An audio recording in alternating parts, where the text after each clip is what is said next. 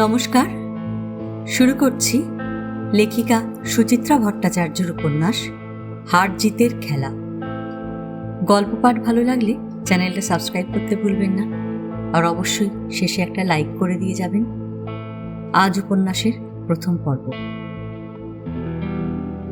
শোয়ার ঘরের জানলাগুলি বন্ধ করছিল তিথি। 10:30টাও বাজেনি, এখনই কি গনগনে তাপ। বাইরের শহরটা যেন পুড়ছে। তাও তো এবছর গরমটা একটু দেরিতে এলো।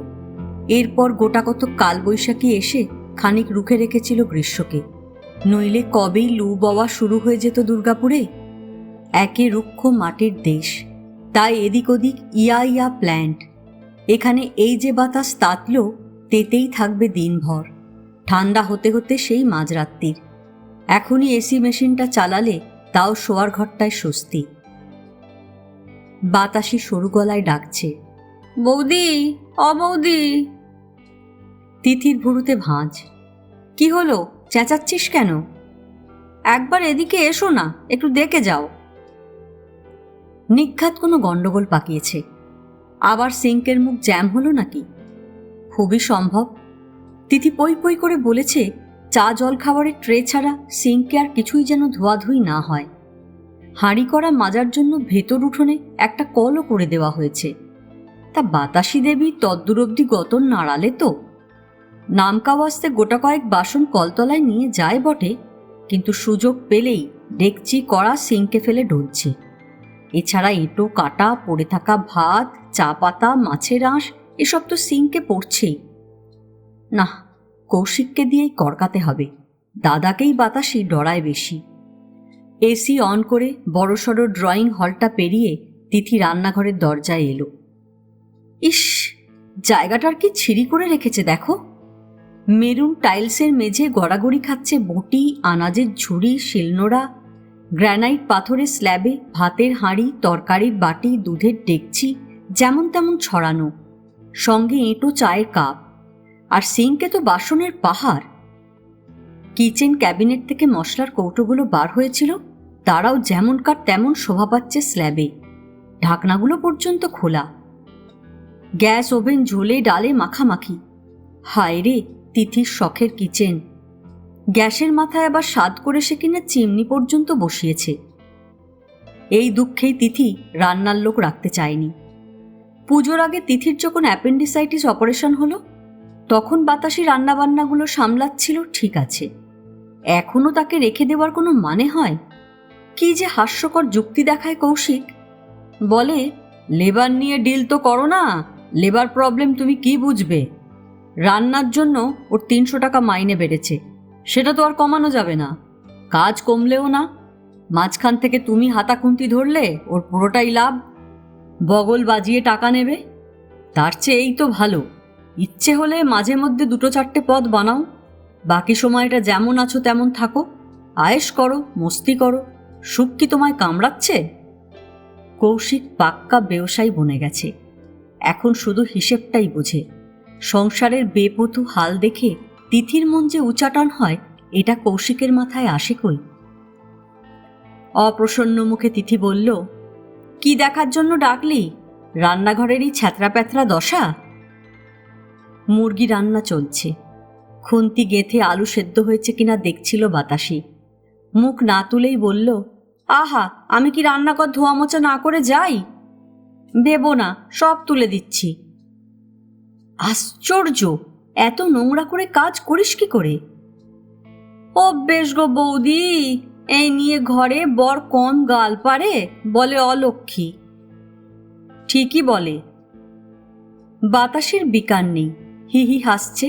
চামচে একটু ঝোল তুলে বলল, টেস্ট করে দেখো তো ঝাল নুন সব ঠিক আছে কিনা। আহ্বানের রহস্যটা বোঝা গেল। আগের দিন ঠেসে ঝাল দিয়েছিল মুরগিতে, টিটো মুখে তুলতে পারেনি। পরদিন সকালে কৌশিকের কাছে ঝাড় খেয়েছিল জোর। আজ তাই আগেভাগেই সাবধান হতে চায় বাতাসি। আজলায় ঝোলটুকু নিয়ে তিথি জিভে ঠেকালো। মাথা ঝাঁকিয়ে বলল, আরো কম দিবি।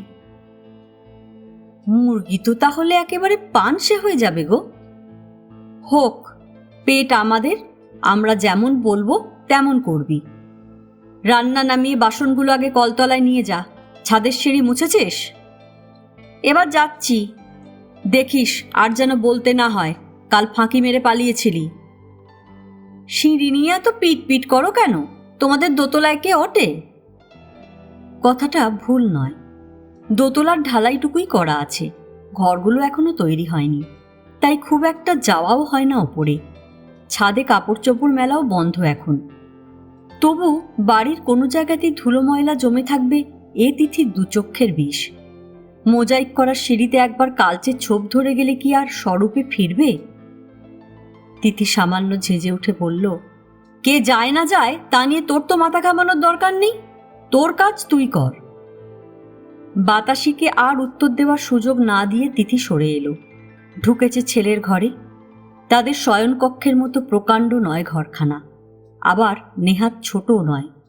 অনেক প্ল্যান প্রোগ্রাম করে রুমটা সাজিয়েছে তিথি। ছেলের জামা কাপড় রাখার জন্য একটা ওয়াল ক্যাবিনেট, খেলনাপাতি রাখার জন্য আর একটা, পড়ার টেবিল টানা লম্বা, ভবিষ্যতে কম্পিউটার রাখলেও পর্যাপ্ত জায়গা থাকবে। দেওয়ালের কাছে বুক র্যাক, টেবিলের মাথায় আলো জ্বালানোরও চমৎকার বন্দোবস্ত। ক্যাবিনেটগুলোর গায়ে দেওয়ালে দেওয়ালে পোস্টারের ছড়াছড়ি, পোকেমন, ব্যাটম্যান, সুপারম্যান। জামা কাপড়ের ক্যাবিনেটের পাল্লায় মিকি মাউস শেপের আয়না। এ ঘরের দেওয়াল আর পর্দার রঙও দারুণ ঝলমলে। সব কিছু মিলিয়ে টিটোর মন যেন প্রফুল্ল থাকে সর্বদা। বাহারি সিঙ্গেল বেড খাটও পাতা আছে ঘরের মাঝ বরাবর। বিছানা থেকে নামলেই পায়ের তলায় ছোট্ট মোলায়েম কার্পেট। ঠান্ডা মেশিনটাই যা নেই। টিটো অবশ্য এ ঘরে শোয় না এখনো। বাবা মার কেউ একজন অন্তত পাশে না থাকলে দস্যি টিটোর ভয় করে। ছেলের ঘরের জানলাগুলো বন্ধ করে পর্দা টানটান করল তিথি। চটপট গুছিয়েও ফেলল ঘরটাকে। সদ্য কেনা গেমসের বাক্সগুলো তুলে রাখলো ক্যাবিনেটে। র্যাকের মাথায় সার দিয়ে সাজালো সফট টয়। রাখাটুকুই সার, টিটো স্কুল থেকে ফিরলেই সব ঘেঁটে যাবে, তিথি জানে। তবু গোছায় রোজ, অভ্যেস। ঘর গৃহস্থালির অগোছালো ভাব তিথির আজকাল একদম বরদাস্ত হয় না, সে টিটোই করুক কি কৌশিক। টিটোর ছাড়া জামা কাপড়গুলো তুলে এনে তিথি পুরল ওয়াশিং মেশিনে। শোয়ার ঘরে গিয়ে দেখল কৌশিকের কাচার কিছু আছে কিনা। আছে, laundry basket, jeans, T shirt, গেঞ্জি, জাঙ্গিয়া, পাজামা রুমালে বোঝাই। সঙ্গে নিজেরও ছাড়া নাইটি, শাড়ি, সায়া নিয়ে যন্ত্রে ঢুকিয়ে চালু করে দিল মেশিন। দিব্যি সুবিধে হয়েছে ওয়াশিং মেশিন কিনে, কাজের লোকদের পেছনে আর লেগে থাকতে হয় না। ড্রয়িং ডাইনিং হলখানাকেও ঝাড়াঝুড়ি করে বাড়ির সমস্ত জানলা আটকে তিথি ফিরল শোয়ার ঘরে। এখন তার আর কিছু করার নেই। যতক্ষণ পর্যন্ত ছেলে স্কুল থেকে না ফিরছে তার অবসরই অবসর। এখন তো তাও টিটো স্কুল থেকে এলে তাকে নিয়ে সময়টা কাটে। ছেলের পিছনে এখনও প্রচুর দৌড়ঝাঁপ করতে হয়। 2-4 বছর পর তো টিটো আর তাকে পাত্তাই দেবে না। দিনগুলো তখন তো আরও লম্বা হয়ে যাবে তিথির। কর্মহীন জীবনে এখনই কেমন হাঁপ ধরে যায়। তখন তিথি কি করবে? বই পড়ে আর টিভি দেখে কতটা সময় কাটে। শপিং টপিংও কি ভালো লাগে রোজ রোজ? তাছাড়া এ তো আর তাদের কলকাতার নিউ মার্কেট গড়িয়াহাট নয়, একই দোকান বাজারে কত ঘুরবে। আগে তারা বেনাচিতির দিকটায় থাকতো, সেখানে কিছু বন্ধুবান্ধব ছিল। রবীন্দ্রপল্লীতে বাড়ি করে উঠে আসার পর আরও যেন একা হয়ে গেছে তিথি। ছায়াচ্ছন্ন হিমেল ঘরের নির্জন বিছানায় তিথি নিশ্চুপ শুয়ে রইল একটুক্ষণ। এমন এক অলস নির্ভার জীবনই কি তার কাম্য ছিল? কোনো কাজের মধ্যে না থাকতে পারলে বেঁচে থাকাটাই কেমন নিরর্থক লাগে। কী বা সে করতে পারে এখন? ছাত্রছাত্রী জুটিয়ে টিউশনি শুরু করবে? পিওর ম্যাথামেটিক্সে এমএসসি করেছিল সে। অধীত বিদ্যাটুকুকে তো কাজে লাগানোই যায়। দুর্গাপুরে অঙ্কের মাস্টারের খুব ডিম্যান্ড। বেনাচিতিতে প্রায় শুনত অমুকবাবু 600 টাকা দিয়ে ম্যাথসের টিউটার রেখেছে। কিন্তু তিথিকে তারা কেউ পুঁছবে কেন? আজকাল স্কুল কলেজের মাস্টার না হলে ছেলেমেয়েরা আসতে চায় না। তারই 38 বছর বয়সে স্কুলে টুলে চাকরি পাওয়ার আশাও আর নেই। এক যদি কোনো নার্সারি মন্টেসারিতে ঢোকা যায়। থুত, একটা বাচ্চা নিয়ে সে হিমশিম খেয়ে যায়, একপাল বাচ্চাকে সে সামলাতে পারবে কি? কৌশিক অবশ্য খুশিই হবে তিথি কিছু নিয়ে ব্যস্ত থাকলে। মাঝে মাঝেই তো ঠাট্টা করে বলে, এবার কিন্তু তুমি শুয়ে শুয়ে পাশ বালিশ বনে যাবে, একটা কিছুতে নিজেকে এঙ্গেজ করো, কাজ টাজ না পেলে সমাজসেবাতে লেগে যাও, নিদেন পক্ষে আমার কম্পিউটারটা নিয়ে বসো, ওটা ঘেঁটে ঘেঁটেও ব্রেনের খানিকটা এক্সারসাইজ হবে। ইন্টারনেটে ঢোকা শিখিয়ে দিয়েছে কৌশিক, খুলে বসলেই হয়, পৃথিবীর নানান ব্যাপারের সঙ্গে যোগাযোগ ঘটে, অচেনা মানুষের সঙ্গে বন্ধুত্ব পাতিয়ে আড্ডাও মারা যায়। ধুৎ, ইচ্ছেই করে না, যাকে দেখাই যায় না তার সঙ্গে কি গল্প হবে? তাছাড়া ওইসব ছেলে মানুষই খেলা খেলার বয়স তার কি আর আছে? ফোঁস করে একটা দীর্ঘশ্বাস ফেলল তিথি। এইভাবেই বুঝি বাকি জীবনটা কাটবে তার, শুয়ে বসে গড়িয়ে গড়িয়ে, এটাই হয়তো তার ভবিতব্য। প্রতিদিন এই সময়টায় এই রকমেরই সব ভাবনায় তিথি আপ্লুত থাকে খানিকক্ষণ, একটার পর একটা দীর্ঘশ্বাস ফেলে, তারপর উঠে স্নান খাওয়া সারে একটু ঘুমিয়ে নেয়, টিভি দেখে, সিডি চালিয়ে গান শোনে, একই ছন্দে বইতে থাকে জীবন। আজও ভাবনাবিলাসটুকু সেরে উঠে পড়ল তিথি, টিউবলাইট জ্বালল, বসেছে ড্রেসিং টেবিলটার সামনে, চুল খুলতে খুলতে আয়নায় দেখছে নিজেকে। সে কি সত্যিই এখন একটু ভারিক্কির দিকে? না না, কৌশিকের বাড়াবাড়ি। আগে কেমন শীর্ণ শীর্ণ ভাব ছিল, সেটাই যা কেটেছে। ত্বক এখনো যথেষ্ট মসৃণ, গলার ভাঁজে কোনো শিথিলতা নেই, এখনো তো বেলজিয়ান গ্লাসের আয়নাটি তাকে সুন্দরী বলছে। তবে ইদানিং চুল ঝরছে খুব, জলের দোষে না বয়স? বিউটি পার্লার কি যে ছাই হেয়ার ট্রিটমেন্ট করে গাদাগোচ্ছের পয়সা গিলল, কাজের কাজ তো কিছুই হলো না। দিন সাতেকের জন্য চুল পড়া যা কমেছিল, তারপর যেকে সেই। চুলে আঙুল চালাতে চালাতে 2-1 সেকেন্ড কি যেন ভাবল তিথি, তারপর উঠে দরজা খুলে ডাকছে, বাতাসি। দূরে শাড়িতে হাত মুছতে মুছতে এসেছে তন্নি বাতাসি। ডাকছিলে বৌদি? বাথরুম থেকে নারকেল তেলটা নিয়ে আয় তো, মাথায় একটু ঘষে দে। এই কাজটা বাতাসির খুব পছন্দ। লাগোয়া বাথরুমে গিয়ে নিয়ে এসেছে শিশি, যত্ন করে ঘষে ঘষে লাগাচ্ছে তিথির মাথায়। মাসাজটায় আরাম পাচ্ছিল তিথি, চোখ বুজে বলল, তোর কাজ সব শেষ? মোটামুটি, এখন শুধু রান্নাঘর ধুলেই। সিঁড়ি দিয়েছি মুছে। সত্যি? যাও না, দেখে এসো, তকতক করছে। বটে, বিকেলে তুই আসছিস কখন? যেমন আসি 5টায়, আজ যা রোদের ঝাঁজ, একটু দেরিও হতে পারে। এই রকম সব মুহূর্তে বাতাসে কেমন সুখী হয়ে যায় তিথির। অন্তরঙ্গ সুরে তিথি জিজ্ঞেস করল, এখন তো আবার বাড়ি গিয়েও রান্নাবান্না করবি? বর ভাত ডাল করে রাখবে, তারপর গিয়ে দেখি সবজি মাছ কিছু এনেছে কিনা। তোর বরটা কিন্তু বেশ কাজের আছে, রান্না করে, বাচ্চা সামলায়। ওই সকাল বেলাটাই, দিনের বেলায় কাজী, রাতের বেলা পাজি। তার চুল্লু খাওয়া বুঝি কমেনি? ও কি আর কমে গো বৌদি, একবার নেশার দাস হলে আর তার মুক্তি নেই। অবশ্য রিক্সা চালানোর খাটুনিও আছে, গায়ের ব্যথা মারতে ওসব একটু গিলতেই হয়। তিথি হেসে ফেলল।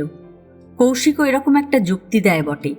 হাসতে হাসতেই বলল, তা তোর বর তো রিক্সা চালায় একবেলা, ভাগের রিক্সা, তাতেই খাটুনি তাড়াতে চুল্লু লাগে? ওই যে বললাম তোমায়, নেশা। কিভাবে যে পয়সা ওড়ায়, গা কিসকিস করে। একটুক্ষণ থেমে রইল বাতাসি, তারপর বিনীত স্বরে বলল, তোমায় একটা কথা বলবো বৌদি। কি? না থাক, কি ভাববে। আহা বলি না। 1,000-5 টাকা ধার দেবে?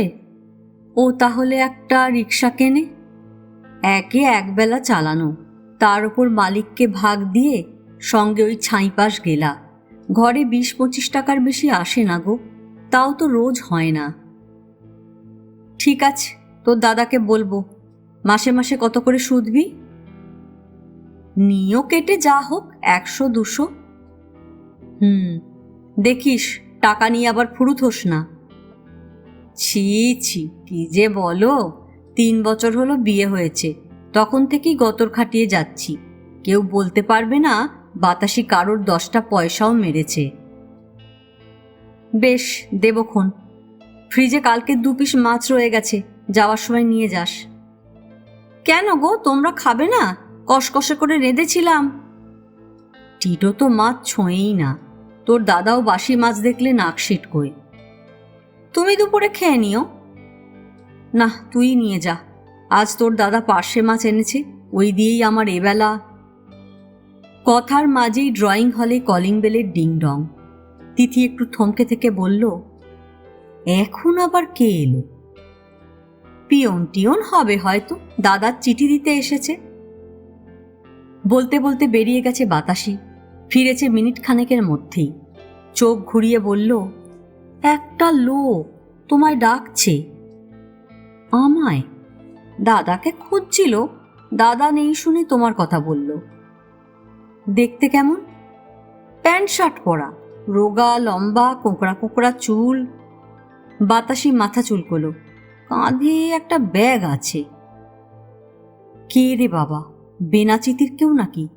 কোনো নেমন্তন্ন টেমন্তন্ন করতে এলো, নাকি কৌশিকের কাজের জগতের কেউ দরকারি খবর টবর দিতে চায়? তিথি নাক কুচকে বলল, ইস, মাথা ভর্তি তেল মেখেছি, এখন কি করে বাইরের লোকের সামনে যাব? যাও তো, তেল মাথায় তোমায় কিছু খারাপ লাগছে না। তবু একটু সংকুচিত ভাবেই এলো তিথি। ড্রয়িং হল থেকে বারান্দায় বেরিয়ে হৃৎপিণ্ড থেমে গেছে সহসা। গ্রিলের ওপারে কে দাঁড়িয়ে? সুকান্ত? হ্যাঁ, সুকান্তই তো। রান্নাঘরে সরে এসেও তিথির বুকটা ধকধক করছিল। উঁকি দিয়ে দেখল একবার ড্রয়িং হলটাকে। নিপাট শান্ত ভালো মানুষের মতো সুকান্ত বসে আছে সোফায়, ঘাড় ঘুরিয়ে তাকাচ্ছে ইতিউতি। কি দেখছে? এতকাল পরে হঠাৎ আগমনের হেতুটাই বা কি?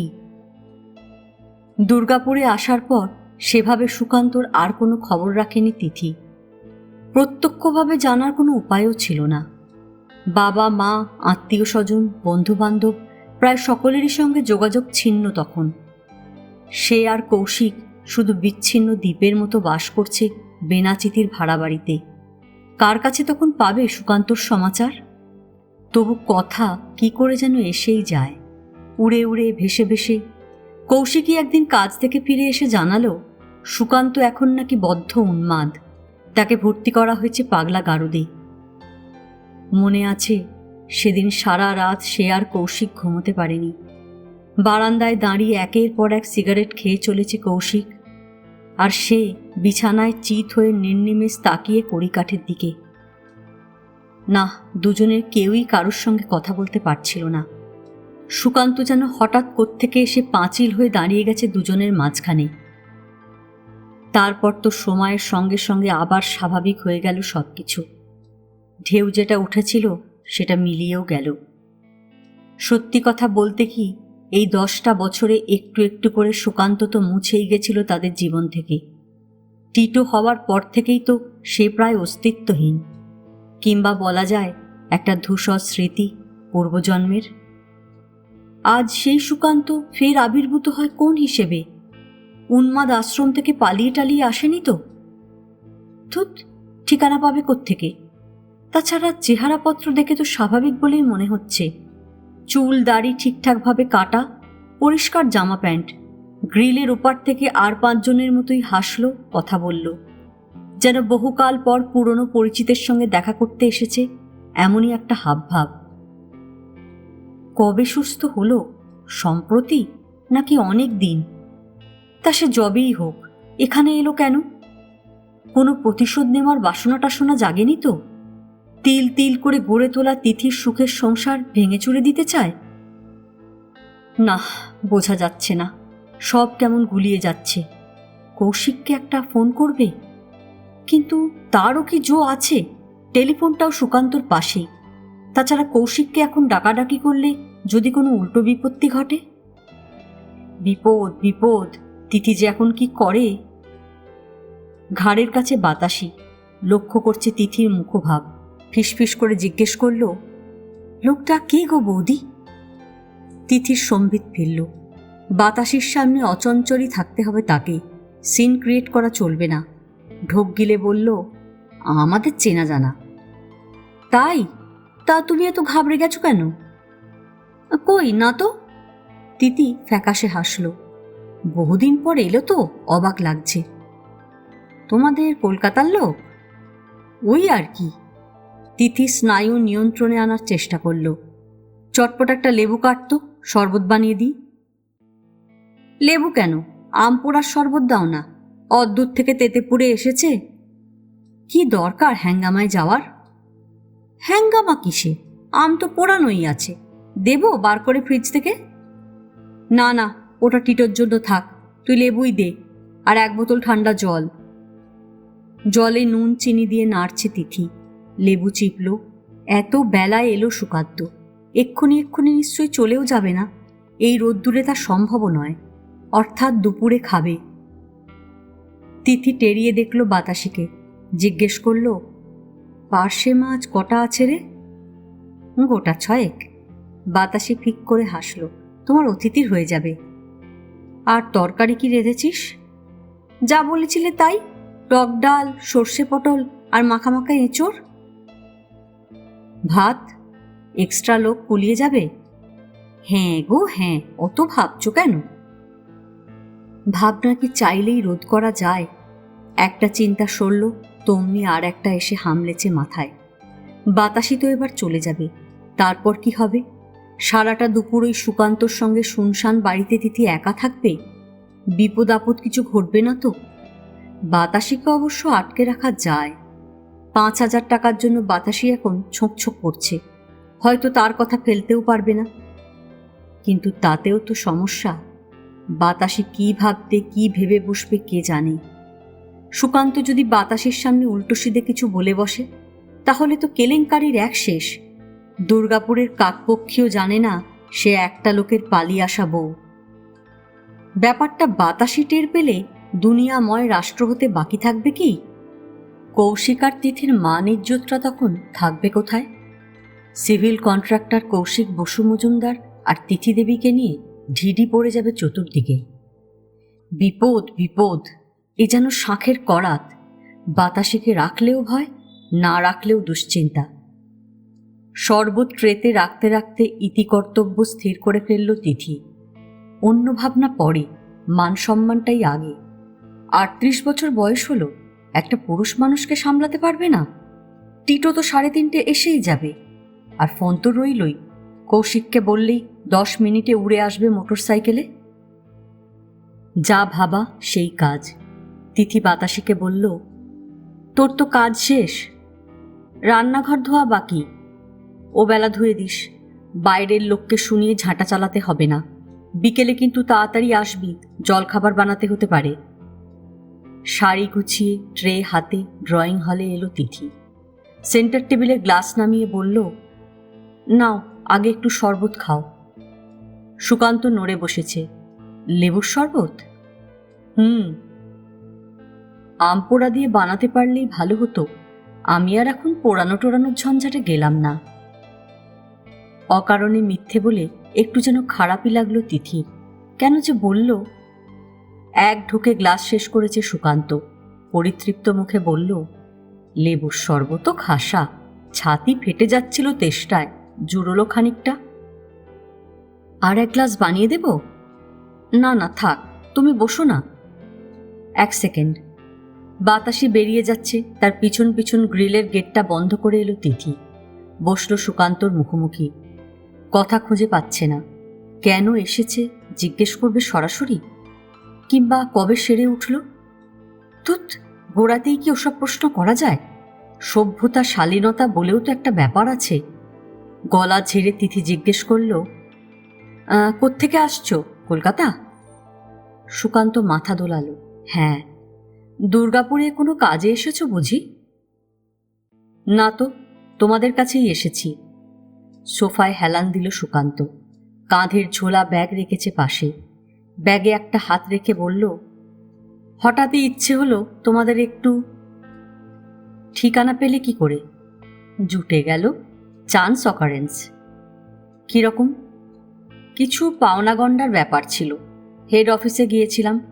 হঠাৎ সেখানে মৃন্ময়ের সঙ্গে দেখা, আমাদের ব্যাচমেট। দেখলাম মৃন্ময় তোমাদের ডিটেল খবর রাখে। মৃন্ময় বলল, আগে তোমরা বেনাচিতি না কোথায় যেন ভাড়া ছিলে, এখন বাড়ি করে রবীন্দ্রপল্লীতে উঠে এসেছ। সুকান্ত দু গাল ছড়িয়ে শিশুর মতো হাসছে। মৃন্ময় ঠিকানাটা দিতে চাইছিল না, আমি জোর করে নিলাম। তিথির শীত দ্বারা বেয়ে একটা হিম স্রোত নেমে গেল। অস্ফুটে বলল, কেন? ওই যে বললাম, তোমাদের খুব দেখতে ইচ্ছে হচ্ছিল। খুব স্বাভাবিক শোনাচ্ছে কথাটা। একটু একটু ধন্দ জাগছিল তিথির। মাথার গণ্ডগোল কি পুরো সারেনি? থাক বাবা, মেপে জুপে কথা বলতে হবে, বেশি খোঁচাখুচি না করাই ভালো।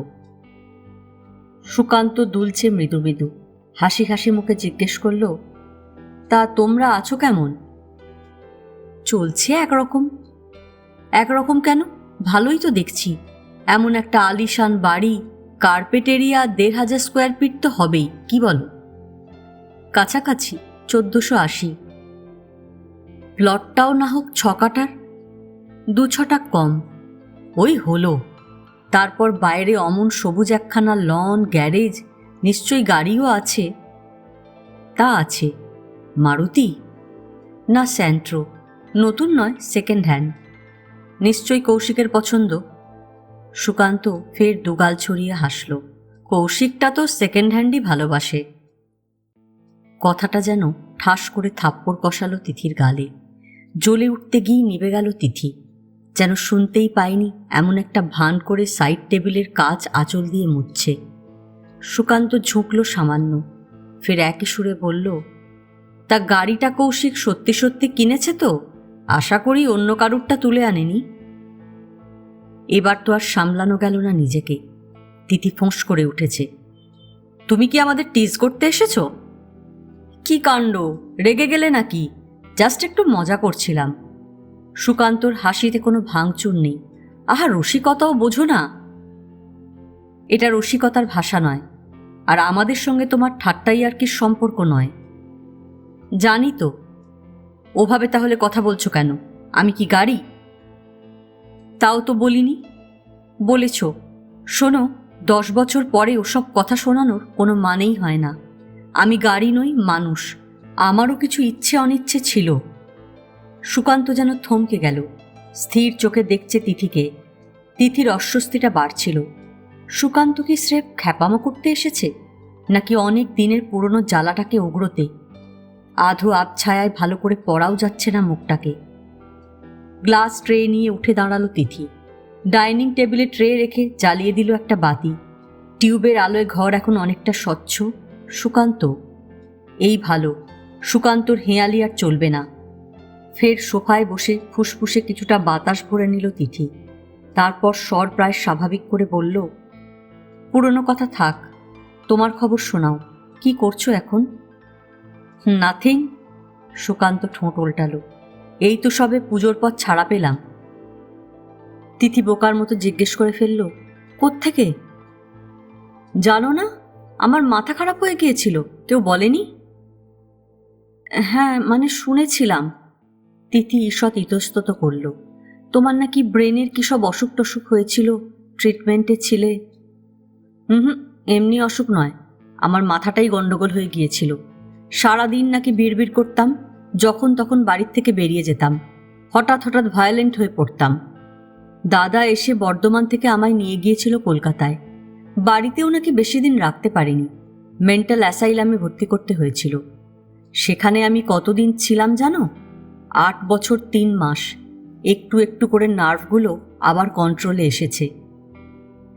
কি সহজভাবে বলছে সুকান্ত। তিথির গা শিরশির করে উঠল।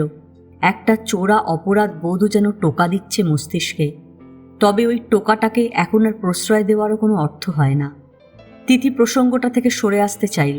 নরম গলায় বলল, এখন তো তুমি পুরো সুস্থ। 100%? ফিট সার্টিফিকেটও দেখাতে পারি। বলতে বলতে সুকান্তর মুখ সহসা করুন। কিন্তু কিওর হই বা কি লাভ হলো বলো? I have lost everything. 8 বছর অফিস যায়নি, এরপর কি আর সরকারি চাকরি থাকে? তো কি আছে? তিথির মুখ দিয়ে বেরিয়ে গেল, তোমার ইঞ্জিনিয়ারিংয়ের রেজাল্ট কত ভালো ছিল, এক্সপিরিয়েন্সও আছে, প্রাইভেট কোম্পানিতে ঢুকে পড়ো। কি যে তুমি বলো না, চাকরি কি হাতের মোয়া? 43-44 বছর বয়সে আর কি নতুন করে কেউ এন্ট্রি পায়? তাও 2-1 জায়গায় অ্যাপ্লাই করেছিলাম, ওই রেজাল্ট দেখেই বোধহয় ডেকেছিল। তারপর যেই লাস্ট 8 বছরের হিস্ট্রি জানলো, অমনি তারা যেন কেমন হয়ে গেল। বলে, ঠিক আছে যান, পরে খবর দেব। মানে বুঝলে তো, আমি আউট। অগত্যা কি আর করা, দাদার ঘাড়ে চেপে আছি। হাসপাতাল থেকে বেরিয়ে দেখছি বাবা মাও চলে গেছে, এখন দাদা বৌদি আমার ভরসা। তিথির অসহ্য লাগছিল এবার, একটা বিশ্রী চাপ অনুভব করছি হৃৎপিণ্ডে, অনেকটা যেন সেই বিনিদ্র রজনীর মতো। সুকান্তর ওই নিরাবরণ সত্যির আড়ালে যে আরও একটা বড় সত্যি লুকিয়ে আছে, তিথি ছাড়া আর কে জানে। আশ্চর্য, সে এত বিচলিত হয়ে পড়ছে, অথচ সুকান্তর বাচন ভঙ্গিতে এতটুকু উত্তেজনা নেই। না খেদ, না আক্ষেপ, না হাহাকার। যেন কলেজের সিভিলের গোল্ড মেডেলিস্ট সুকান্ত রায়ের জীবনটা ঘেঁটে গেছে। কিন্তু এই সুকান্ত সেই সুকান্ত নয়, অন্য কারোর গল্প শোনাচ্ছে। যেন ঘেঁটে দিয়েছিল যে মেয়েটা, সেও এই সুকান্তর সামনে বসে থাকা তিথি নয়, অন্য কেউ। সমস্ত পুরনো ঘটনাকে সুকান্ত স্মৃতি থেকে মুছে গেছে? তাও তো নয়, নইলে একটু আগে গাড়ির প্রসঙ্গে যে কথাগুলো শোনালো। আবার সব গুলিয়ে যাচ্ছে তিথির। ফ্যাটফ্যাটে আলোতেও সুকান্তকে যেন ঠিক চিনে উঠতে পারছে না। রোগাটে মুখখানা প্রায় ভাবলেশহীন, মাঝে মাঝে এক চিলতে হাসি ফুটে উঠছে ঠোঁটের কোণে, মিলিয়েও যাচ্ছে। কেন হাসে?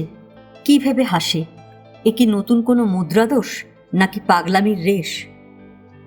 হঠাৎই সুকান্ত দৃষ্টি টিভির মাথায়, চোখ পিটপিট করে বলল, পিকচার স্ট্যান্ডে ওটা কার ফটো? তোমাদের ছেলে নাকি? প্রশ্নটা শুনে হাঁপ ছেড়ে বাঁচল তিথি। বলল, হ্যাঁ, টিটো। কত বড় হয়েছে? 7+। ভীষণ দুষ্টু, স্কুল থেকে ফিরলেই টের পাবে। কখন ফিরবে? 3:30 নাগাদ, স্কুল বাস নামিয়ে দিয়ে যায়। দেখতে তোমার মতোই হয়েছে, চোখ দুটো খুব উজ্জ্বল। তিথির মুখ দিয়ে প্রায় বেরিয়ে যাচ্ছিল, লোকে তো বলে টিটোর চোখ হুবহু কৌশিকের মতো। বলল না, গিলে নিল। সুকান্ত উঠে গেছে টিটোর ছবির কাছে, ঘাড় হেলিয়ে ছবিটাকে দেখতে দেখতে বলল, মৃন্ময়ের মুখে শুনলাম কৌশিক নাকি এখন প্রাইভেট কন্ট্রাক্টরি করে। স্টিল প্ল্যান্টের লিস্টে ওর নাম আছে, ওখানেই টুকটাক। কৌশিক কখন ফিরবে? দুপুরে খেতে আসে না? ঠিক নেই, তুমি চান টান করে নাও তো, তারপর খেয়ে দিয়ে একটু রেস্ট করো। সত্যিই তো, ভালো কথা মনে করিয়ে দিয়েছ, আমার তো বেশ খিদে পেয়েছে। তিথি হেসে ফেলল। আশ্চর্য তো, খিদে তেষ্টার কথা তোমায় এখন স্মরণ করিয়ে দিতে হয় নাকি? সব সময় বলতে হয় না, মাঝে মাঝে ভুলে যাই। বুঝেছি। কি বুঝলে? তোমার মাথা এখনো সারেনি, যাও ওই বড় বাথরুমটায় স্নান করে এসো। বলেই 2-1 সেকেন্ড ভাবল তিথি, তারপর বলল, কিন্তু স্নান করে এই ঘেমো জামাতেই থাকবে? কৌশিকের পাজামা পাঞ্জাবি তো তোমার হবে না, গায়ে ঢলঢল করবে। ও নিয়ে চিন্তা করো না। এগিয়ে এসে ঝোলাটা তুলে দেখালো সুকান্ত। পাজামা টাজামা সব এনেছি, আমি তো 2-1 দিন থাকবো এখানে। ও, তিথি থতমত মুখে বলল, ভালো তো, থাকো। ঈষৎ দুলে দুলে বাথরুমের দিকে চলেছে সুকান্ত। তিথি দ্রুত মনে মনে একটা হিসেব করে নিচ্ছিল, সুকান্ত 1-2 দিন এ বাড়িতে অধিষ্ঠান করলে কি কি অসুবিধে হতে পারে। এমনিতে অবশ্য সুকান্তকে তেমন বিপজ্জনক মনে হচ্ছে না, একটু হেলহেলে ভাব আছে এই যা। বাতাসের থেকে একটু তফাতে তফাতে রাখলে আর তেমন কোনো সমস্যা নেই, তবে চোখে চোখে রাখতে হবে সারাক্ষণ। দেখতে হবে কারোর সঙ্গে যেন বেশি কথা না বলে, টিটোর সঙ্গেও না। সুকান্ত বাথরুমে ঢুকে যেতেই খানিকটা স্বস্তি পেল তিথি। এবার কৌশিককে মোবাইলে একটা ফোন করাই যায়। কৌশিক টেনশনে পড়ে যাবে না তো? সুকান্তর বর্তমান হালটা নয় জানিয়ে দেবে। অবশ্য কৌশিক একবার দুপুরের দিকে ফোন করে, খবরটা তখন জানালেও হয়। কিছু একটা ভেবে বসতেও পারে, নিজে থেকে জানানোই ভালো। দোলাচলের মাঝেই খুট করে একটা শব্দ, তিথি চমকে ঘুরে তাকালো। বাথরুম থেকে বেরিয়ে এসেছে সুকান্ত। কাঁচুমাচু মুখে বলল, ওখানে তোয়ালে নেই। তাই বুঝি? দাঁড়াও, দিচ্ছি। তিথি শোয়ার ঘরে এলো। চেস্ট অফ ড্রয়ার থেকে কাঁচা তোয়ালে বার করেও রেখে দিল। তলা থেকে একখানা নতুন বার করেছে, এনে তুলে দিল সুকান্তর হাতে। সুকান্ত কিন্তু নড়ছে না, দাঁড়িয়েই আছে। তিথি তাড়া লাগালো, কি হলো, যাও। যাই। সুকান্তর মুখে কান এঁটো করা হাসি। আমি ঢুকে গেলেই তুমি কৌশিককে ফোন লাগাবে, তাই না? অতীতের কিছু কিছু ঘটনা থাকে যা মানুষ ভুলে যেতে চায়। হয়তোবা ভুলে থাকেও, কিংবা হয়তো মনকে চোখ ঠেড়ে বলে, ভুলে গেছি ভুলে গেছি। কিন্তু একবার কোথাও খোঁড়াখুঁড়ি শুরু হলে সময়ের মাটিতে তলিয়ে যাওয়া স্মৃতি তো কঙ্কাল হয়ে বেরিয়ে আসবেই। তখন তার দিকে তাকানো যে কি কঠিন কাজ। তিথি ভেবেছিল তার এক টুকরো অতীত বুঝি মুছে গেছে পুরোপুরি। তার নির্মিত সুখ নিরে সে অকিঞ্চিতকর অতীত কি ছিল কোথাও? সুকান্তর হঠাৎ আবির্ভাব বুঝিয়ে দিল, হ্যাঁ ছিল, আমি আছি। চুলে শ্যাম্পু করতে করতে এসব চিন্তাতেই আলোড়িত হচ্ছিল তিথি। খাওয়া দাওয়া সেরে একটু আগে সুকান্ত শুতে গেছে টিটোর ঘরে। তাকে বালিশ টালিশ দিয়ে তিথি ঢুকেছে নিজের বাথরুমে, খানিকটা নিশ্চিন্ত হয়ে। তবে একেবারেই নিশ্চিন্তই বা হওয়া যায় কই? হাজার প্রশ্নে তোলপাড় হচ্ছে বুক, হাজার ছবি ভিড় করছে মাথায়। অস্থির অস্থির লাগছে তিথির। 10 বছর পর এই কেমন পরিস্থিতির সামনে দাঁড়াতে হলো তাকে? কার মুখোমুখি দাঁড়িয়েছে, সুকান্তর না নিজেরই? না, সুকান্তকে এখনো সে পুরোপুরি বুঝে উঠতে পারছে না। কি চায় সুকান্ত? কেন এসেছে? মুখে বলল বটে তাদের দেখতে মন করছিল, কিন্তু আদতে কি তাই? সুকান্তর আচার ব্যবহার চাল চলন দেখে সঠিক জবাব মেলা ভার। কখনো সোজাসাপটাভাবে নিজের কাহিনী শুনিয়ে চলেছে, কখনো বা রীতিমতো শেয়ানা বলচাল। এই যেমন স্নান সেরে বেরিয়েই বলল, কি খবর কৌশিকের?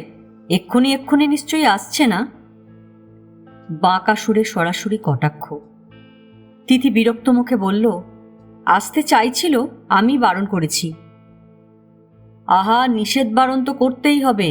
কাজকর্ম ফেলে হুট করে কৌশিকের চলে আসাটাও তো দৃষ্টিকটু দেখায়, নয় কি? মনে হবে না আমায় দেখে তোমরা খুব ঘাবড়ে গেছো? কিংবা you are afraid of staying alone with me in your house? আবার সেই মানুষই খেতে বসে অন্য চেহারায় শিশুর মতো বলে চলেছে, আমাকে দুটো বড় বড় পার্শে মাছ দিয়ে দিলে তিথি। জানো, বৌদি আমায় এখন বড্ড হেলাফেলা করে।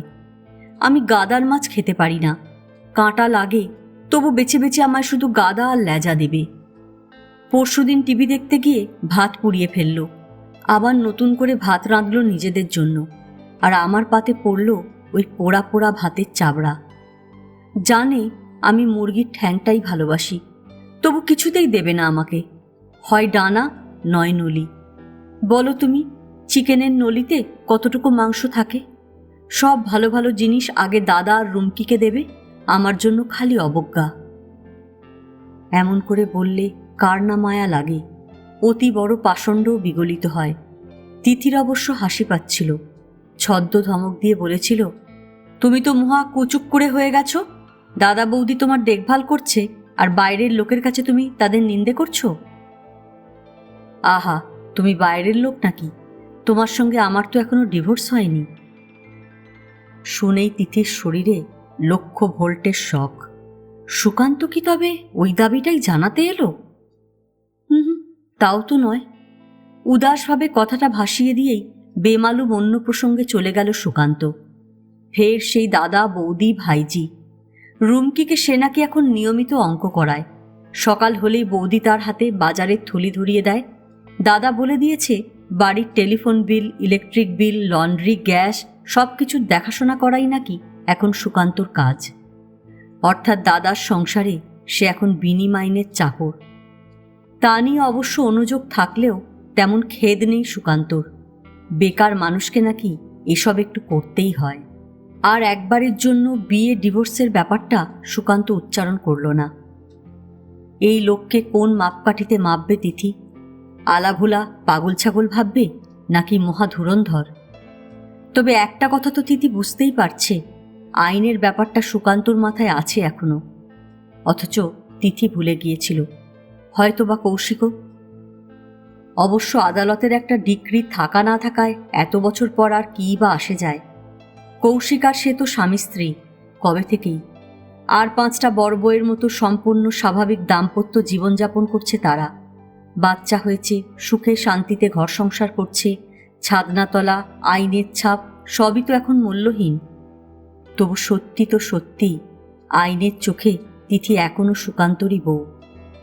ইস, কেন যে খুচরো ঝামেলাটা সে মিটিয়ে রাখেনি। প্রথম দিকে কৌশিক 2-1বার ডিভোর্সের পাটটা চুকিয়ে রেজিস্ট্রি ফেজিস্ট্রি গোছের কিছু একটা করে নেওয়ার কথা বলেছিল। হচ্ছে হবে করতে করতে তো পাগলই হয়ে গেল সুকান্ত। সেই ধাক্কাতেই চাপা পড়ে গেল প্ল্যানটাও। না, এতটা বেখেয়াল হওয়া তিথির উচিত হয়নি। ফালতু ফালতু উটকো টেনশন তাহলে মাথায় চাপতো না। টেনশনেরই বা কি আছে? তিথি শাওয়ার চালু করল। উত্তপ্ত ধারায় ছ্যাঁকা লাগলো যেন। সয়ে এলো ক্রমশ। আস্তে আস্তে শীতল হচ্ছে জল, ধুয়ে যাচ্ছে চুলের ফেনা। সুকান্তর মাথায় ভয় দেখানোর উদ্দেশ্য আছে বলে মনে হয় না। সদ্য পাগলামি থেকে সেরে ওঠা মানুষ কি অত প্যাঁচোয়া হতে পারে? আগেও সুকান্ত বেশ সরল ছিল, হয়তো এতটা নয়, তবে সরলই। কুটিল মন হলে তিথি আর কৌশিকের সম্পর্কের ব্যাপারটা সে তো কবেই ধরে ফেলত। 108টা শিব মন্দির দেখতে গিয়ে তিথিকে চুমু খেয়েছিল কৌশিক, বেপরোয়া ভাবে। মাত্র হাত 5 তফাতে দাঁড়িয়ে সুকান্ত তখন ক্যামেরায় মন্দির ফোকাস করছে, হয়তোবা কোনো শব্দ পেয়েই ঘুরে তাকিয়েছিল। তিথি তখন ঠোঁট মুছছে, কৌশিকের হাত তখনও তার কাঁধ থেকে সরেনি। তাতেও সুকান্তর মনে বিন্দুমাত্র সন্দেহ জাগেনি, বরং কৌশিক হাত সরিয়ে নিচ্ছে দেখে বলল, দাঁড়া দাঁড়া, এই পোজে তোদের একটা ছবি তুলি। সেই লোক পাগলাগারদ থেকে কুচক্রি হয়ে বেরিয়েছে, ভাবনাটা রীতিমতো কষ্টকল্পিত। শাওয়ার বন্ধ করল তিথি, রড থেকে তোয়ালে টানল, গা মুছছে। মতলবই যদি না থাকে তাহলে কেন এসেছে সুকান্ত? তিথি কৌশিককে যুগলে দেখে নয়ন সার্থক করতে? এ কি সম্ভব? কোনো পুরুষ তা কি পারে? প্রাণ কাঁদছে, দোহাই দিয়ে আসবো, দেখবো, চলে যাব, এ তো অবিশ্বাস্য। এখনো মাথার গণ্ডগোল আছে ধরে নিলেও মেনে নেওয়া কঠিন। তাহলে আচ্ছা, এমন নয় তো তিথিকে তার বিধ্বস্ত রূপটা দেখিয়ে তিথির ওপর মানসিক চাপ তৈরি করতে চায় সুকান্ত? মাঝে মাঝে কুটুস কুটুস হুল ফোটাবে, সঙ্গে সঙ্গে বুঝিয়েও দেবে, দেখো কি ছিলাম, কি হয়েছি। পরোক্ষে বলতে চাইবে, তুমি এর জন্য দায়ী তিথি, তুমি তুমি তুমি। চুলে তোয়ালে পেঁচিয়ে সায়াটা পরে নিল তিথি। ছোট্ট একটা শ্বাস পড়ল। যদি এমন একটা কিছু বলতেও চায় সুকান্ত, খুব অন্যায্য হবে কি? সে আর কৌশিক যা করেছিল তার সমর্থনে কোনো যুক্তি কি যথেষ্ট? কী বা দোষ ছিল সুকান্তর? কেনই বা তিথি তাকে ছেড়ে এসেছিল? তাদের মধ্যে কি কোনো বড়সড় খটাখটি হয়েছিল? বড়সড় কেন, লড়াই ঝগড়াই হয়নি কখনো। প্রেম করে বিয়ে নয়, সম্বন্ধের বিয়ে। চিঠি চালাচালি, ফটো দেখা দেখি, সামনাসামনি আলাপের পর তিথির মতামত নিয়েই তাকে বেনারসি পড়ানো হয়েছিল। কোনো লুঠেরার মতো সুকান্ত তাকে তার প্রেমিকের কাছ থেকে ছিনিয়ে নেয়নি। শ্বশুর শাশুড়ি ভাসুর যার সঙ্গে মানিয়ে চলার সমস্যাতেও পড়তে হয়নি তিথিকে। বিয়ের পরই তাকে নিয়ে সুকান্ত চলে এসেছিল বর্ধমান, অফিস কোয়ার্টারে। সেখানে আপনি কপনির সংসার। তিথি একজন গভর্নমেন্ট ইঞ্জিনিয়ারের বউ। সুখ স্বাচ্ছন্দ্যেরও কোনো অভাব ছিল না। সুকান্তর ভালোবাসাতেও কোনো ঘাটতি পড়েনি। তবু তিথি পালিয়ে গেল। কতদিন একসঙ্গে ছিল তারা? সাকুল্যে 1 বছর 4 মাস। এর মধ্যে কিছুই তো তেমন ঘটেনি যার কারণে সুকান্তর সংসার তিথির কাছে বিষ হয়ে যাবে। কিচ্ছু না, নাথিং। সুকান্ত হয়তো একটু কথা কম বলতো, একটু বেশি ফর্মাল ছিল। বউকে আদর করার সময় বেহিসেবি হয়ে উঠতে পারত না। একটু বেশি অফিস অফিস করত। টিভি সিনেমাতেও আগ্রহ ছিল না। বইপত্র নিয়ে পড়ে থাকতে বেশি ভালোবাসত। তা এগুলোর কোনোটাই কি সাংঘাতিক মাইনাস পয়েন্ট বলে ধরা যায়? তবু তিথি পালিয়েছিল, এটাই সত্যি। কৌশিকের সঙ্গে ঘর বেঁধেছিল, এটাই সত্যি। সুকান্তকে সে ডিভোর্স করেনি, এটাই সত্যি। কৌশিককে সে আনুষ্ঠানিকভাবে বিয়ে করেনি, এটাই সত্যি। তিথি কৌশিকের সঙ্গে পালিয়ে যাওয়ার পর সুকান্ত পাগল হয়ে গিয়েছিল, এটাও সত্যি। এবং সুকান্তর ঝকঝকে কেরিয়ারটা এখন তছনছ হয়ে গেছে এটাও সত্যি। এতগুলো সত্যিকে স্মরণ করিয়ে দেওয়ার জন্যই কি সুকান্তর আজ আগমন? ব্লাউজের হুক আটকে তিথি শাড়িটাকে জড়িয়ে নিল গায়ে। ঘরে গিয়ে ভালো করে পরবে, অস্বস্তির কারণ নেই, ঘরের দরজা বন্ধ আছে ভেতর থেকে। শীতল ঘরে ছায়া ছায়া অন্ধকার। শাড়ির কুঁচি ফেলছিল তিথি, ড্রেসিং টেবিলের সামনে দাঁড়িয়ে, আয়নায় চোখ। 10 বছর আগের তিথিকে দেখছে আয়নায়। কৌশিকের সঙ্গে পালিয়ে কি কোনো অন্যায় করেছিল মেয়েটা? কেন যে সে হঠাৎ অমন মরিয়া হয়ে উঠেছিল? কৌশিকের প্রেমে পড়ার মধ্যে দোষের কিছু ছিল না, এ কথা তিথি এখনো জোর গলায় বলবে। দুজন পুরুষের সান্নিধ্যে এলে একজন তো বেশি টানতেই পারে, আর কৌশিক তো সম্মোহক। কি অসম্ভব প্রাণশক্তি ছিল! হা হা হাসছে, গলা ছেড়ে গান গাইছে, বুদ্ধিদীপ্ত রঘুরের সংলাপ দিয়ে চুম্বকের মতো টানছে তিথিকে। কৌশিক আসা মানে তখন এক ঝলক টাটকা বাতাস বয়ে যাওয়া। এমন পুরুষই তো মনে মনে খুঁজেছিল তিথি। কেন সে কৌশিকের প্রেমে পড়বে না? আর যখন সে টের পেল কৌশিক তার টানেই বারবার ছুটে আসছে বর্ধমানে, তখন বুকে উথাল পাথাল ঢেউ ওঠাই বা কি এমন সৃষ্টিচারা ঘটনা! মনে আছে, কৌশিকের একটু ছোঁয়াতেই শরীরে যেন বিদ্যুৎ খেলে যেত। আর সে চলে যাবার পর কি নিষ্প্রাণ একঘেয়ে লাগতো সুকান্তকে। ম্যাড়মেড়ে একটা কেজো লোক, যার সঙ্গে এক ছাদের নিচে বসবাস্ত দূরস্থান দুদণ্ড তিষ্ঠতেও দম বন্ধ হয়ে আসে। হতে পারে কৌশিক সুকান্তর বন্ধু, তার ব্যাচমেট। সুকান্তর সূত্রেই কৌশিকের সঙ্গে তিথির পরিচয়। তা বলে তো ভালো লাগাটাকে আটকে রাখা যায় না। ভালোবাসাকেও নয়, মন তো সামাজিক নিয়মের কৃতদাস নয়। তবু বোধহয় আর একটু সংযম অভিপ্রেত ছিল। কি প্রয়োজন ছিল চোরের মতো পালানোর? স্বচ্ছন্দে সুকান্তকে ছেড়ে তিথি ফিরে যেতে পারত কলকাতায়। বলে দিতে পারত সুকান্তর সঙ্গে তার পোষাচ্ছে না, বনিবনা হচ্ছে না। তারপর নয় মেন্টাল ক্রুয়েলটির গ্রাউন্ড ফাউন্ড দেখিয়ে ফাইল করে দিত ডিভোর্স স্যুট। সুকান্তর যার নেচার, অবশ্যই কন্টেস্ট করত না, একতরফা কাঠান চেরানটা হয়ে যেত। সুকান্তকে সরাসরি কৌশিকের কথা বলে বিচ্ছেদ চাইলেও সুকান্ত তার হাত পা বেঁধে রাখত না নিশ্চয়ই। মাঝখান থেকে লোক হাসিয়ে একটা কেলেঙ্কারি বাঁধিয়ে। বাবা তো তিথির ওপর রাগে প্রায় অন্ধ হয়ে গিয়েছিল। দাদারাও ছিঁড়ে ফেলেছিল সব সম্পর্ক। নেহাত মায়ের স্ট্রোকটা হলো, পরিমরি করে দৌড়ল তিথি। মাও আর রইল না। আর ওই কান্নাকাটির পরিবেশে সম্পর্কটা জোড়া লেগে গেল। তাও কৌশিককে এখনো মনে প্রাণে মেনে নিতে পারেনি ও বাড়ির কেউ। কৌশিকতা ভালো মতোই জানে, তাই শ্বশুরবাড়ি যায় না বড় একটা। তিথিকেই বা কৌশিকের আত্মীয় পরিজন কতটা গ্রহণ করেছে?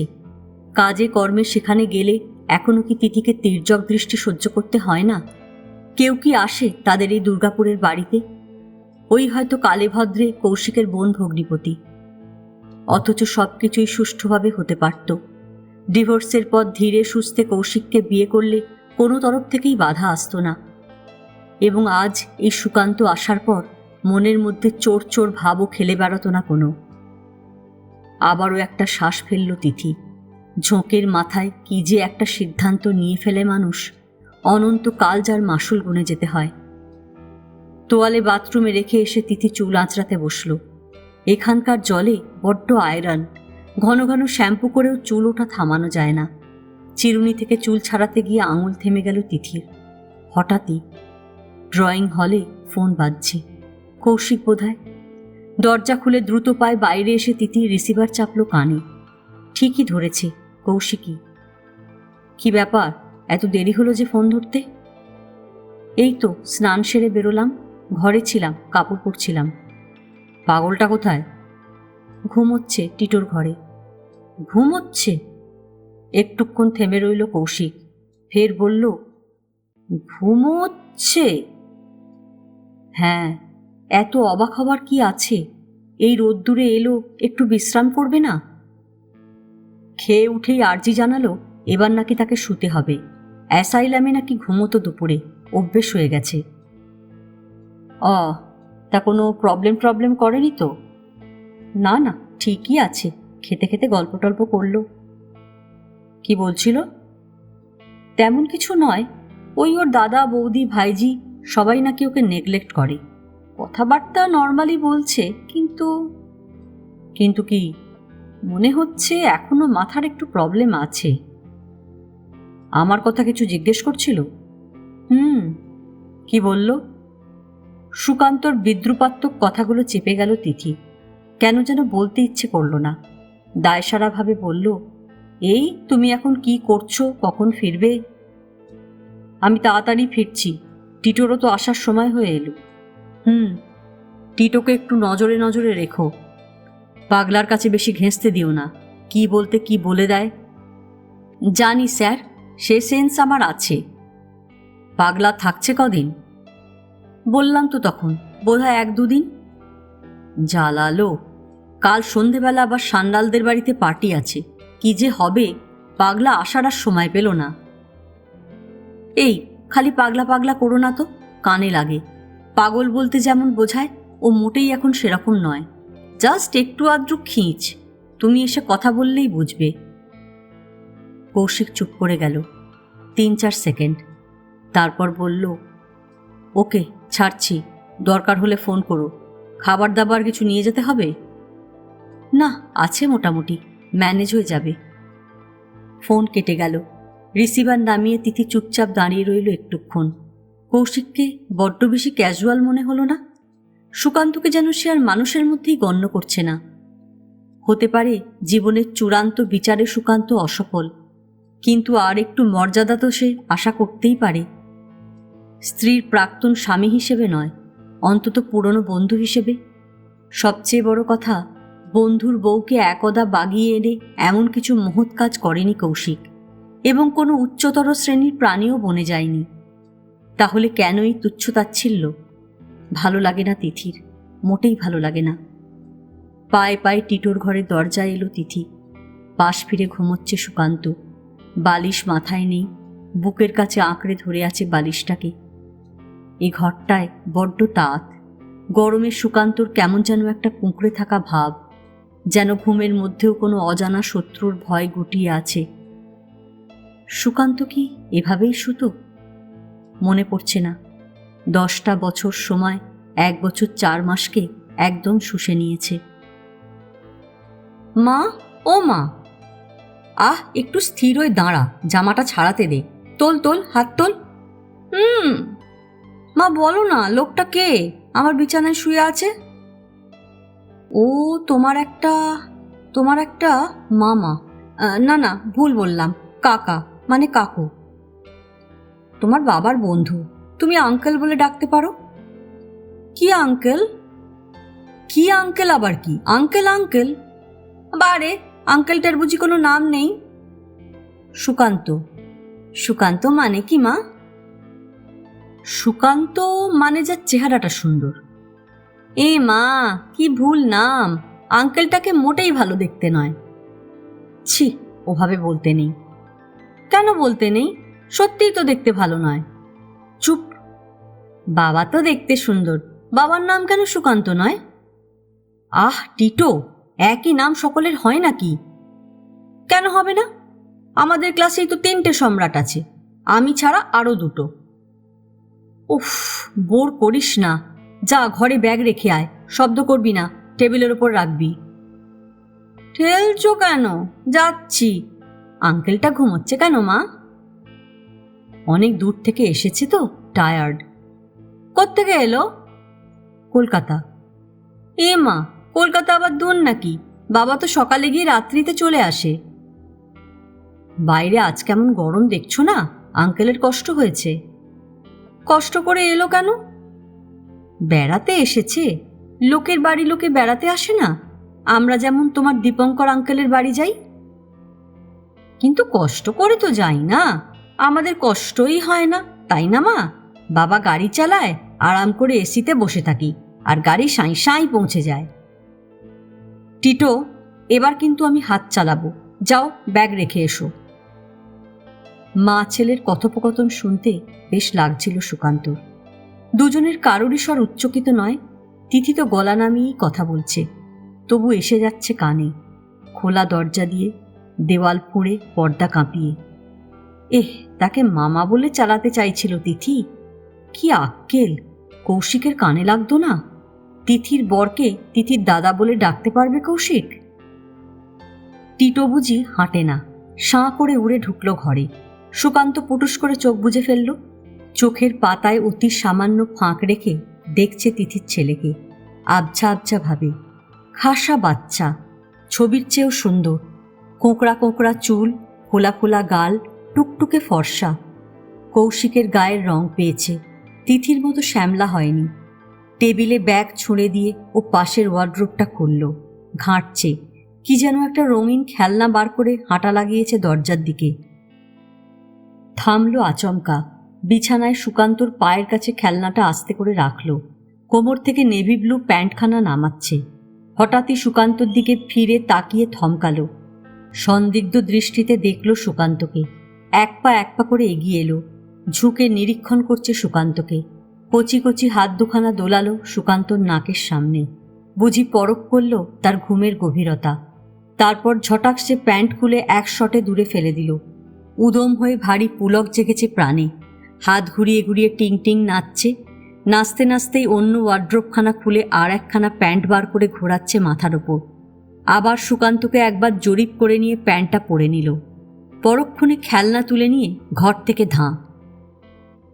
বেড়ে একখানা শো দিল তো। খুশি খুশি মেজাজে উঠে বসল সুকান্ত। কাহা তোকার মটকা মেরে পড়ে থাকা যায়?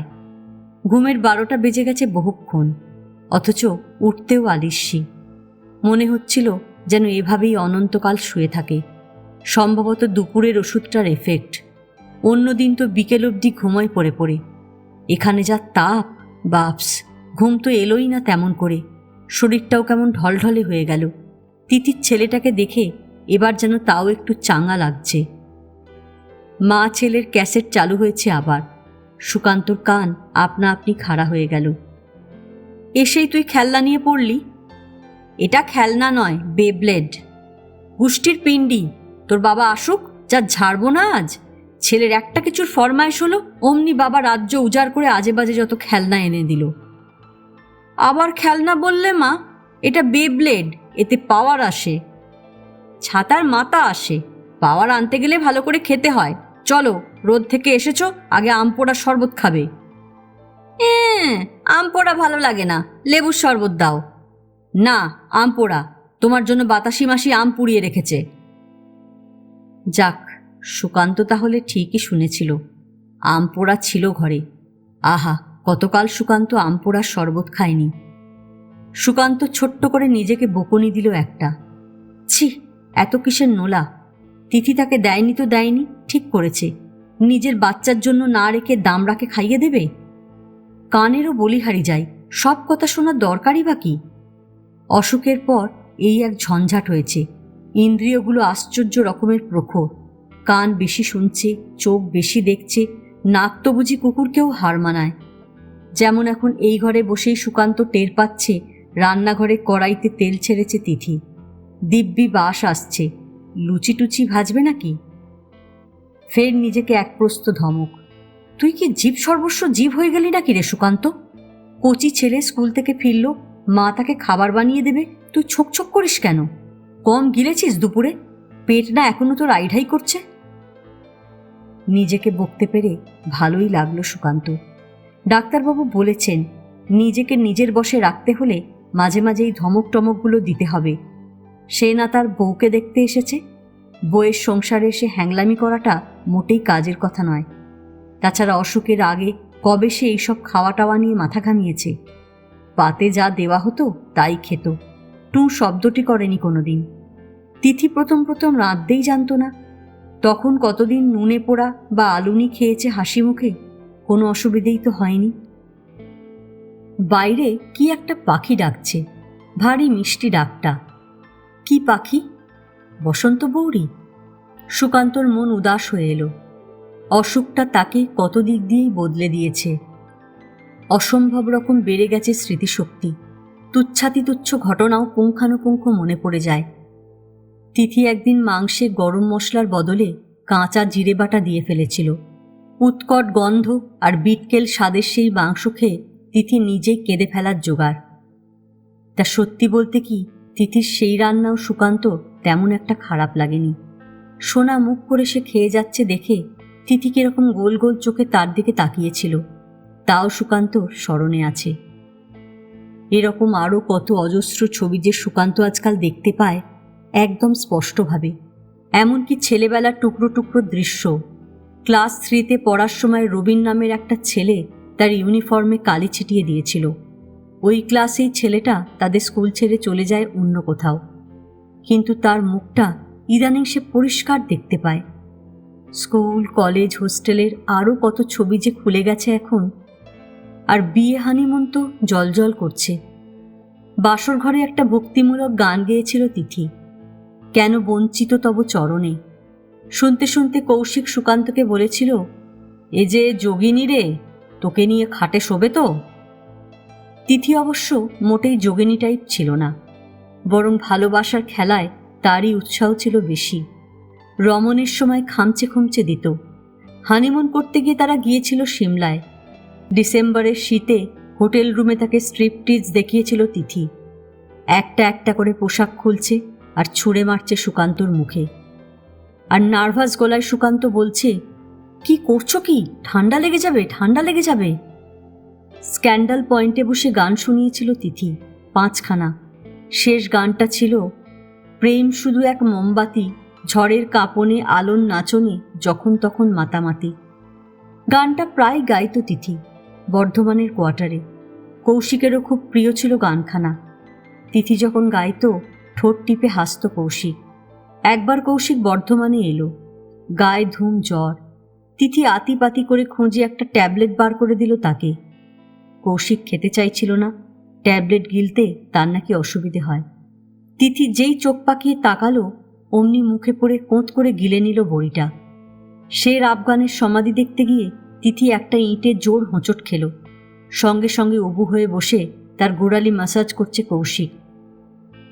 দৃশ্যের কোনো শেষ নেই, এত আছে, এত আছে। মন তো নয়, এ যেন ছবির অনন্ত অ্যালবাম। কিন্তু কি আশ্চর্য, সুকান্ত আজকাল ছবিগুলোই শুধু দেখতে পায়, মস্তিষ্কে কোনো প্রতিক্রিয়াই হয় না। বিষাদ নেই, হর্ষ নেই, অভিমান, ক্রোধ, হতাশা, জ্বালা কিছুই নেই আর। সেই স্কুলে পড়ার সময় একবার পিসেমশাইয়ের কাছে বেড়াতে গিয়েছিল সুকান্ত বাবা মার সঙ্গে। পিসেমশাই ছিল নেভির অফিসার, পোস্টিং ছিল কারওয়ারে। সে এক মনোরম স্থান, পশ্চিমঘাট পাহাড়, পাহাড়ের গায়ে নীল সমুদ্র, 2-3টে দ্বীপ ফুটে আছে সেই সমুদ্রে। কারওয়ার থেকে পিসেমশাইয়ের গাড়িতে তারা একটা জলপ্রপাত দেখতে গিয়েছিল, যোগ ফলস। 3-3টে ধারা কত উঁচু থেকে যে আছড়ে পড়ছে নিচে। জঙ্গলের ভেতর গভর্নমেন্ট বাংলোয় তারা থেকে গিয়েছিল একটা রাত। সেদিন ছিল পূর্ণিমা, জ্যোৎস্নায় ভেসে যাচ্ছিল চরাচর। জলপ্রপাতের আওয়াজ আর জ্যোৎস্নার আবেশের যুগলবন্দিতে সে এক অপার্থিব পরিবেশ। অনেক রাত অবধি চাঁদের আলো মেখে গভীর রাতে শুতে গেল তারা। ভোরবেলা হঠাৎই বাবার ডাক, চাঁদের হাল এবার দেখবি আয় কান্ত। চোখ ঘষতে ঘষতে বাইরে এসে সুকান্ত তো হাঁ। কাল রাতের সোনালি চাঁদকে এখন আরও প্রকাণ্ড দেখাচ্ছে, কিন্তু বড় মলিন, দ্যুতিহীন। সুকান্ত স্মৃতিও যেন এখন আকাশ জুড়ে থাকা সেই জ্যোতিহীন চাঁদের মতো আছে ভীষণভাবে, তবে তার প্রভাব নেই কোনো। পূব আকাশের সূর্যের মতো অশোকটা এসে তার স্মৃতিগুলোর তীব্রতাকে একেবারে ম্লান করে দিয়েছে। এ কি ভালো না খারাপ? ভালোই বোধহয়। জ্বালা যন্ত্রণার সেভাবে টের পেতে হয় না। এ কি কম স্বস্তির? আজ এ পর্যন্তই। উপন্যাসের 2য় পর্ব নিয়ে অন্যদিন আসবো। গল্প পাঠ ভালো লাগলে লাইক, শেয়ার, কমেন্টস করতে ভুলবেন না।